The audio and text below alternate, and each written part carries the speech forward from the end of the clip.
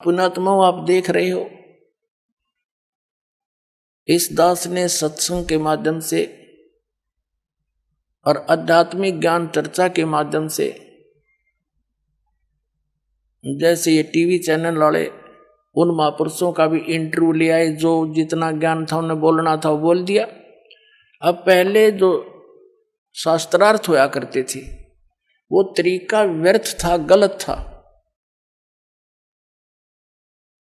उसमें क्या होता था कि सब संस्कृत के ज्ञाता होते थे, ब्राह्मण से ही शास्त्रार्थ करता था, श्रोता अशिक्षित होते थे, वो संस्कृत जानते नहीं। जिसने थोड़ी सी भी धारावाहिक संस्कृत बोल दी और श्रोताओं ने उसकी ताली पीट दी, विजयी हो गया, बस ये कोई बात थी। और फिर शास्त्रार्थ वो करेंगे क्या? दोनों अज्ञानी, एक से दो गणा ज्ञानी था वो सिलेक्ट हो जाता। जैसे महर्षि दानंद के साथ महर्षि को अगर कक्का पता नहीं इसने। अब क्या है कि अब परमात्मा ने सबसे पहले अपने को पहचानवाने के लिए आप जी को, इस परमात्मा ने सबसे पहले यह टेक्निक दी, इलेक्ट्रॉनिक मीडिया जिसको बोलते, और ये इंटरनेट सैटेलाइट बना के और ये सारा कुछ व्यवस्था करके प्रोजेक्टर तक की खोज करवाई। सदग्रंथों को हिंदी में उन्हीं इंजीनियरों से अनुवाद करवाया। अगर ये दास अनुवाद करता, इन सब का करना तो यही था, लेकिन किससे का यकीन नहीं होने दो, ये नकली नौकरी ने क्या पता संस्कृत आती है नहीं। और परमात्मा कबीर साहब के साथ भी इन्होंने यही अन्याय किया था, हमारे साथ किया था न्याय, कि वो कहते थे कबीर तो अशिक्षित है, ये जानता नहीं संस्कृत को, ये क्या जाने सत्य ज्ञान को, वेद और ग्रंथों के ज्ञान को। वो तो जानते, उन्हें भाषा की जरूरत नहीं थी। उसने भाषा की तो हमारे लिए जरूरत थी बताने के लिए, कौन सी भाषा में आप समझो, उससे हम बोल दिया करते थे। चीन में गए चीन वाली बोली, हरियाणा में हरियाणा वाली बोली उन्होंने, और पंजाब में गए पंजाबी बोली, क्योंकि वो पंजाबी में समझ सके। अब संस्कृत में करें जाओ गछामी गछामी, कौन सुनेगा, उसने क्या समझेंगे। एक भाषा विशेष है, थोड़ा ही विद्वान बन जाता है। तो इसी प्रकार उस समय उनकी दाल गलगी के कबीर जी अशिक्षित हैं, ये क्या जाने सदग्रंथों को। और आज यही दशा होती है, दास इसका हिंदी अनुवाद करके सुनाता, कोई ना माना हो, तो परमात्मा ने दया करी, उन्हीं से अनुवाद करवा दिया। और कहते हैं चोर चुरावे तुमड़ी गाड्डे पानी में, वो गाड्डे व ऊपर आवे, न सच्चाई छनी ना। इन्होंने खूब अपने अज्ञान विधान से सदग्रंथों के अर्थ अनर्थ करने चाहे, लेकिन सच्चाई फिर भी ऊपर आई, ये छुपा नहीं सके। तो दास ने फिर ये क्लियर कर दिया, तो अब ये साफ हो गया।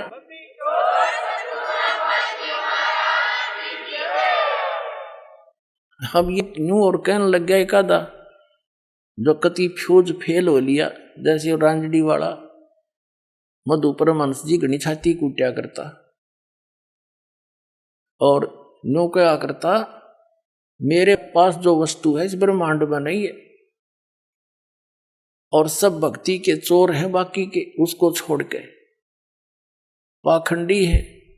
बताओ, एक भक्त अभी अभी 1 महीने से 20 दिन से वो बता रहा था जी, मैं पहले राधा स्वामी पंथ में था, ठाकुर जी महाराज का सीधा चेला था, मैं परिचर था, यानी वक्ता था, उनका सत्संग किया करता था, आदेश दे रखा था मेरे को, और मेरे को ये भी आदेश था, दीक्षा भी दिया करता, मैं नाम देता था। गुरु जी तो थे ठाकुर जी, और नाम दिया करता वो भगत जी। बताओ कोई बात हुई?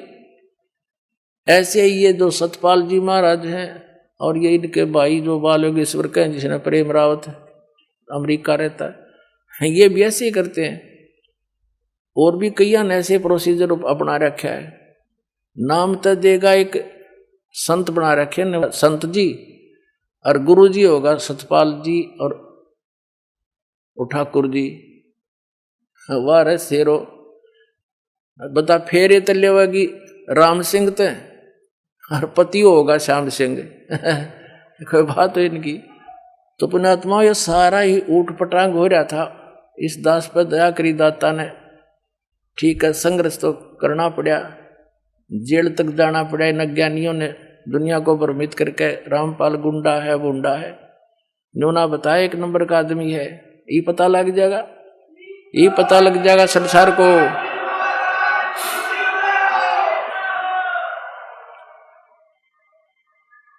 तो इनका वो बता रहा था कि जी मैं वहां से छक लिया,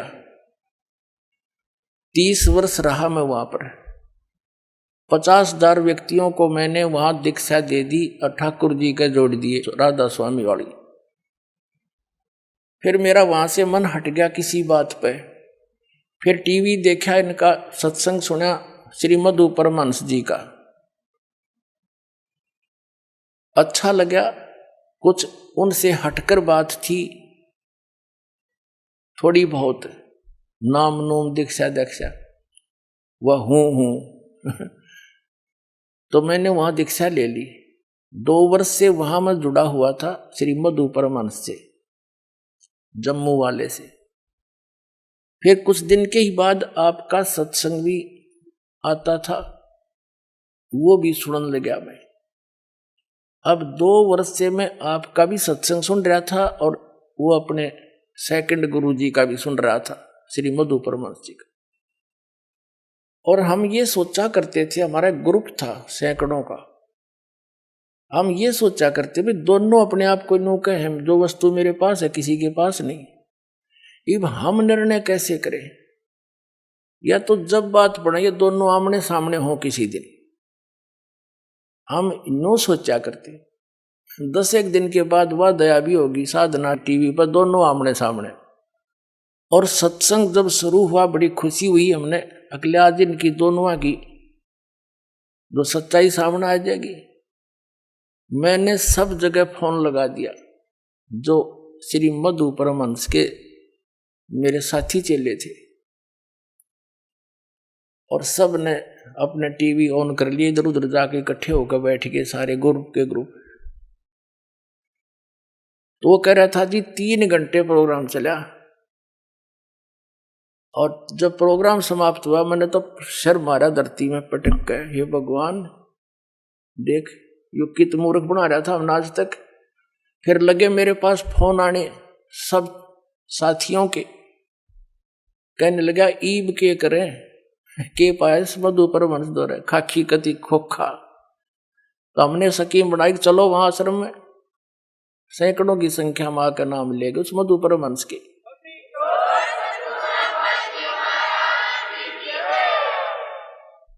अब वो क्या कहता है कि मैंने आध्यात्मिक ज्ञान चर्चा करी है को नहीं, टीवी पर सत्संग आता है इसका जी जागरण पे, उस पर एक नीचे हेडिंग लिखने लग रहा है, देख ये संत है, यानी आर को स्वीकार ना करके बकवादों में बढ़ गए। जैसे 2 सही पहलवान हो और दोनों कुश्ती करते हैं और एक तो हारे जीते गए, एक ने दूसरे को हरा दिया, तो दोनों गले से मिलते हैं और हाथ मिलाते हैं और खुश होकर अपनी हार स्वीकार करता कि मार गया, यू जीत गया। भाई सरेआम कहते वो है महान आत्मा, ये महान आत्मा है। सरेआम झूठ बोला ने कहा आध्यात्मिक ज्ञान तो हम नौकरी है को नहीं, अरे सामने बोलने लग रहा। अब आध्यात्मिक ज्ञान चर्चा क्या चीज है? परमात्मा के बारे में आप कहीं बैठकर किसी से चर्चा कर लो, आध्यात्मिक ज्ञान चर्चा है। टीवी वालों ने उससे पूछ लिए, 2 प्रश्न पूछने थे, उनका उसने जवाब दे दिया। इधर से हमारे पूछ लिए, हमने जवाब दे दिया, दोनों चला दिए। और आध्यात्मिक ज्ञान चर्चा कौन सी हो भाई? अब इसका सिर घूम गया, अब इन्हें ठिकाना नहीं रहेगा इस पृथ्वी पर। देख लेना, या तो इन्होंने स्वीकार करना पड़ेगा और कहना पड़ेगा अपने चेलों को। एक व्यक्ति कह रहा था, नाम ले लिया उसने यहाँ करके, उसी का चेला था, वो बोला जी मैंने उनसे फोन पर बात करी उसी दौरान कि महाराज जी से बात कराओ। पहले बात करते थे, फिर बात करनी बंद कर दी। चेला ने उठाया फोन, तो वो कहने लगे कि अभी यू के पाया 4-5 साल मेरे खो दिए तुमने, अरे ये झूठ बोला नरी, कोई तो प्रमाण दिखा दो ताकि हमारा दिल डट रहे, हमें कोई शांति दो। ये 8 कमल बतावे, और संत रामपाल ने ये 9वां कमल कबीर सागर में दिखाई दिया, और ये 8वां कमल बताओ शर्तों ऊपर 1.25 हाथ है, किसे गए हाथ मार के देख लो है किते। चौड़े में झूठ बोलने लग रहा। वो कहाँ 8वां कमल इसने स्वप्न में भी ना बता। अरे यू 11वां द्वार बतावा, उन्होंने 12वां द्वार सच्चाई के साथ प्रमाणित कर दिया दिखा करके। यू मंत्र कौन से देता है? सतगुरु सतनाम रे कान में नो कहता है मैंने वही दिए हैं नाम जो परमात्मा कबीर जी ने धर्मदास जी को दिए थे। ये भी बोलता अपने आध्यात्मिक ज्ञान चर्चा में इंटरव्यू के दौरान। और दास ने दिखा दिया कि धर्मदास जी को कौन सा मंत्र मिला था 2 अक्षर का सतनाम, और किस किस महापुरुषों ने वो 2 अक्षर के मंत्र जाप किया जिनको हम मोक्ष प्राप्त मानते हैं। उनके इतिहास दिखा दिया, उन्होंने भी यही नाम जाप किए थे जो दास आपको प्रदान करता है। वो मंत्र नहीं थे, वो गलत है। अब ये दूसरा आप देखो पुण्यात्मा, दास अभिमान नहीं करता क्योंकि मेरा अपना कोई बनाया हुआ इसमें कोई योगदान नहीं है। ये गॉड गिवन नॉलेज है, कबीर भगवान का दिया हुआ है। दास को तो इस योग्य उस मालिक ने बना दिया कि तू पहचान इनको, समझ सब सदग्रंथों को। बुद्धि भगवान ही देता पुण्यात्मा। यहाँ का कितना इंटेलिजेंट आदमी हो, एक कंप्यूटर बना के दिखा दो भारतवासी। अब कंप्यूटर किससे बनवाया? उसको कल परमात्मा ने दी, वो भी इंसान ही है। और गॉड गिवन परमात्मा ने बनवाया उससे ये कंप्यूटर, ये सारा कुछ। जीव नहीं बना सकता। जीव अभिमान करे तो मूर्ख है। तो यह दशा दास की समझ लेना कि ये कंप्यूटर परमात्मा ने बनवा दिया दास का, और इसमें सारा फिर कर दिया। सबके इतिहास पढ़े, पवित्र ईसाई धर्म के व्यक्ति पवित्र बाइबल से परिचित नहीं, उनके गुरु तक परिचित नहीं, वर्तमान के जितने भी उनके वक्ता हैं। और पवित्र हिंदू धर्म के ये आचार्य शंकराचार्य हमारे सदग्रंथों वेदों और गीता से परिचित नहीं, और पवित्र कुरान शरीफ से परिचित नहीं। मुसलमान धर्म के वर्तमान के काजी और मुल्ला, उसमें क्या लिखा है? सूरत फुरकानी 25 में क्या संकेत दिया है? उनको ये नहीं मालूम कि ये इनकम्प्लीट गॉड है जिसको आप पूर्ण परमात्मा मान बैठे हो।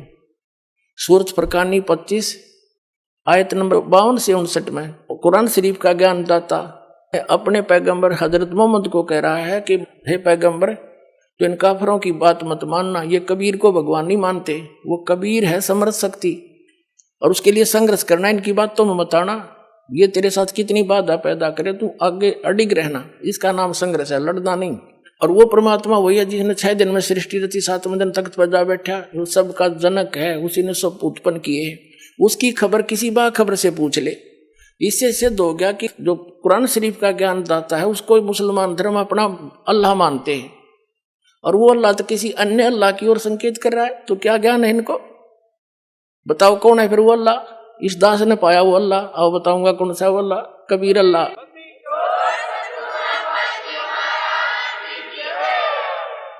इसी प्रकार पवित्र सिख धर्म के वर्तमान के जितने भी गुरुद्वारे के अंदर या जहां भी पाठी हैं, वो गुरु ग्रंथ साहब के महत्व को समझ नहीं सके। इस दास ने समझा कि वो कौन है, दानक रूप रहा करतार। कौन था? वो बेई नदी में एक जिंदा महात्मा के रूप में उनके साथ आया था, और एकदम अंतर्ध्यान करके उनको कहाँ लेकर गए थे, कौन थे वो, और कैसा वहां परमात्मा। गुरु ग्रंथ साहिब में लिखा है वो साकार है, उसकी चाल बताई है, उसकी आंखें बताई, नाक तक बता रखे हैं गुरु नानक साहिब जी ने। तो क्या जाना इन्होंने, वर्तमान वालों ने, इस सदग्रंथों को। और सतगुरु के लक्षण कहूं, वो मधुरे बैन विनोद, 4 वेद 60 शास्त्र, वो कहे 18 बोध। सतपुरुष जिन जानसी, सतगुरु जिसका नाम जिन्हें खाक जाने। सतपुरुष यानी परमात्मा को किसी ने जाना? उन महापुरुषों को छोड़कर जिनको सीधे आकर मिले थे, उन्होंने अपना अनुभव लिखा, इसको समझ नहीं सके। तो किसी भी वर्तमान के सभी धर्मों के जितने धर्म ग्रंथ है इस दास ने समझे और उनका समझ में नहीं आए। तो अब जैसे इन शंकराचार्यों के साथ ऐसे ही दया करी दाता ने आपके ऊपर करी ना, ये साची उपराणे ना जो सन 2009 में अक्टूबर में हमने इनके पास निमंत्रण भेजा था, प्रार्थना पत्र 4 शंकराचार्यों पर रजिस्टर्ड भी, और स्पेशल भगत भेज के उसे साइन करवा के लाए कि आप आइए आध्यात्मिक ज्ञान चर्चा सतलोक आश्रम बरवाला में करिए। इसी आश्रम में निर्धारित किया था, ये बन रहा था उस समय। वो क्यों आऊं भाई, वो तो एक महापुरुष मान रहे अपने आप ने, रामपाल एक बैठा कोण में, उन अपनी बेइज्जती माननी होगी, लेकिन हमने उनके आसन उसन लाकर पूरी श्रद्धा से उनका व्यवस्था की थी, वो नहीं आए। 2 चैनल बुक रखे थे, साधना और जी जागरण, और 4 घंटे सत्संग दोनों पर रिले हुआ, नहीं आए, कोई बात नहीं, हमारा दुर्भाग्य था। अब दया करी परमात्मा ने, सद्बुद्धि दी इस साधना चैनल वाले पुण्यात्माओं को। पुण्यात्माओं, धन है ये साधना चैनल जिसने इतना मदद करी हमारे इस परमात्मा के ज्ञान को आप तक पहुंचाने में। जिस भी चैनल पर चलाओ थे, तीसरे दिन हाथ खड़ा कर लेते, क्यों धमका दे इनको दूसरे, क्यों उनकी पोल खुल रहती सबकी। ये आपके शत्रु हैं, मित्र नहीं है। सन 2003 में आस्था चैनल पर चला था हमारा प्रोग्राम, 6 महीने चला था, और सबके में आलण लग गया था। इन नकलियों को पता लग गया, इन्होंने तुरंत उसको धमका डरा कर बंद करवा दिया। हमने सिर पटक लिया, किसी चैनल वाले ने चलाया नहीं। फिर कुछ दिनों के बाद ये साधना चैनल नया नया खुला था, इस पर कोई गाहक नहीं था, हमने कोई ओटे नहीं था, हमारा नो जोड़ बैठ गया। तो इसने मुंह मांगे पैसे भक्ता ने दिए इसको, और ये चलाएगा। मालिक की दया है, लीला तुसी की है। पहले इसका कवरेज बहुत कम थी, तो उस क्षेत्र के लोग खूब परिचित हुए। थोड़ी देर तक गालम गाला हुए, मारे गए, फोन पर भी गालियां दें, क्या बकवास कर रहे हो, बंद करो इसको। तो बड़ा संघर्ष के साथ निकल के ऊपर आए हैं पुण्यात्माओं। और अब जो भी सुना इस प्रोग्राम को, आंखों से आंसू गिरते हैं। कहाँ छुपी थी ये सच्चाई, कहाँ भूले बैठे थे हम भगवान को, आसपास भी नहीं थे दाता के। पहले जब भी हमारा ये सत्संग शुरू होता था साधना चैनल पर, और 10-20 फोन आ करते गाली देने वालों के, तुम क्या बकवास कर रहे हो, तुम ब्रह्मा विष्णु महेश के माता पिता बता रहे हो। ये भगत कहा करते जी ऐसे हो रहा भी चलने दो, तुम बोलियो ना, भला बुरा सबका सह लो, आन दो टाइम। भगवान का बोला शब्द है, कोई मेरा अपना कहा हुआ थोड़ा ही है। प्रमाणों को देख देख कर सबके बुद्धि सेंटर में आ गई, भाई सच्चाई तो ये है। तो इसी आधार से इन शंकराचार्यों से इन्होंने जाके इंटरव्यू लिया, बड़ी मेहनत करी, और फिर उसको चलाया दास ने। फिर उनकी धोती सारे की कख नहीं पाया। अगर आप ये वीडियो YouTube पर देख रहे हैं तो हमारे चैनल को सब्सक्राइब करें और बेल आइकन को दबाना ना भूलें। अगर आप Facebook पर ये वीडियो देख रहे हैं तो हमारे पेज को लाइक करें।